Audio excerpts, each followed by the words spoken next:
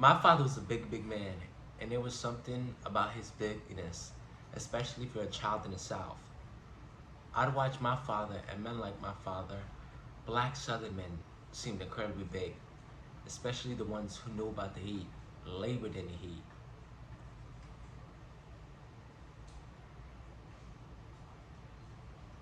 The sweat of the South, the sweat just dripping off their bodies, their big bodies, particularly dark men. Man, there was something about that bigness, that jet black bigness. Old time stuff like John Henry or somebody's Robert Johnson song. Or in my father's vocabulary, nigger stuff. Jet black nigger stuff. Oh yeah, my father was handsome. He was big, dark, handsome. Like many dark men who didn't know they were handsome, he would look in the mirror and say, the finest man that ever walked.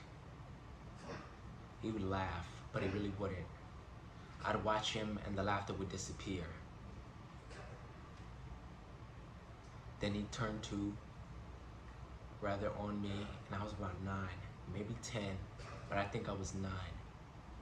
He said, do you think I look handsome, Eugene? And I said, yeah, Daddy. Then he stood over me, towering over me in all of his blackness, and said with incredible menace, do you think I'd be more handsome if I was high yellow like you? And I gasped, you know? And another part of me wanted to hurt him, hit him. I wanted to scream, cry. But I balled my fist, balled them. And then he looked up at me, and there was bourbon in him. All day he'd been at it.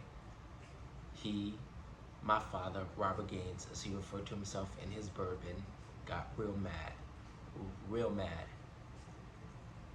That's when the Gullah Geechee came out, the standard English that he so painstakingly studied to rid himself of Russellville.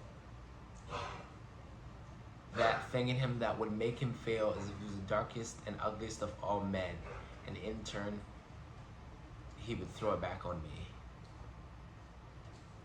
He came to, rather at me, and said, you wanna fight me, High Yellow? You wanna fight?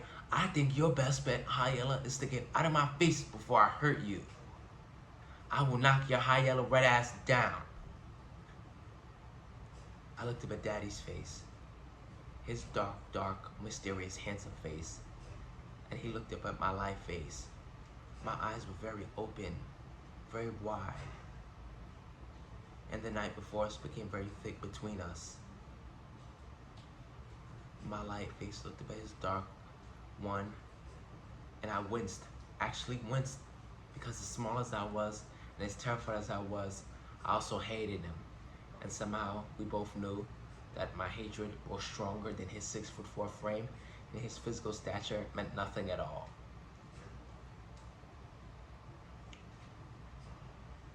My hate was strong, but it always is, you know? Hate, I mean, pure, unadulterated hate.